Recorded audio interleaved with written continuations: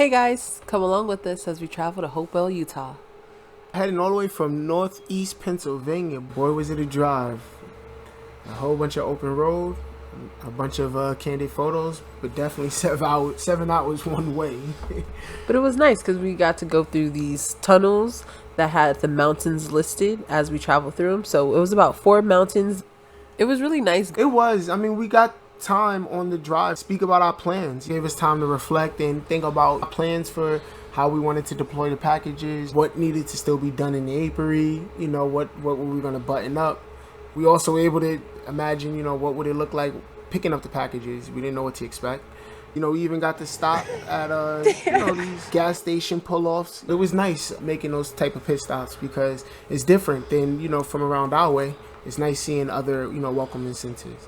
Laughing and joking, having a good time, even while in traffic. Finally making it to West Virginia. If we end up getting sushi. They did have some good food. That sushi we definitely could not pass up. And as you can see, I definitely got caught munching. I could not say no. That lobster roll was definitely one to remember. Absolutely, especially the tail. That was the chumper right there. After we stopped for food, we decided to stop overnight at a rest stop.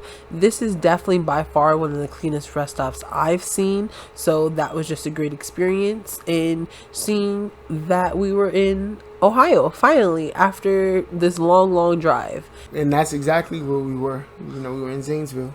But we quite weren't there yet. We had about an hour or so to go before hitting our final destination. Correct, to pick up spot. And along the way we did get lost a couple times, but that was because they gave us 2 different addresses technically. So if you ask me, it's not on us. We got lost and got lost again. Not on us. But we were resilient. We hung in there and we made sure we were going to get to our girls and we were going to secure the packages safely. I think the hives definitely gave it away to let us know that we're in the right spot. Bruh, but you don't know how far we drove before we seen that. This is us getting the packages. I started to inspect the packages right away. You always want to make sure you check to see how many dead bees you see there before shaking the package loose to check for the queen. It helps to just give you an overall understanding of how healthy the package is and, possibly isn't. Just a good rule of thumb, I would say. Before allowing the seller to shake the package, so that way they can then display the queen cage and show you the healthy queen. Another thing you might want to ask your seller is how long will the sugar water last them?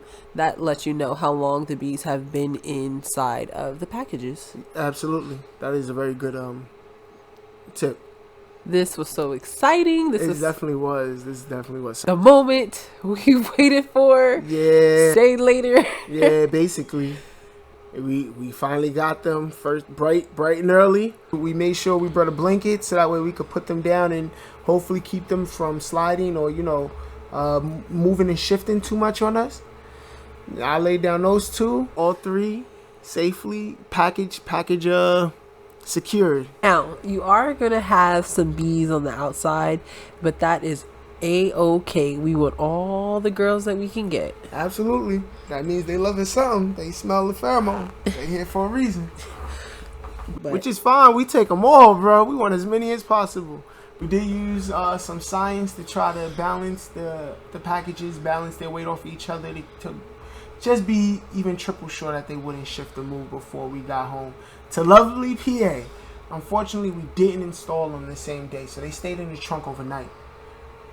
Thanks for watching, but don't forget to like, comment, and subscribe across all socials.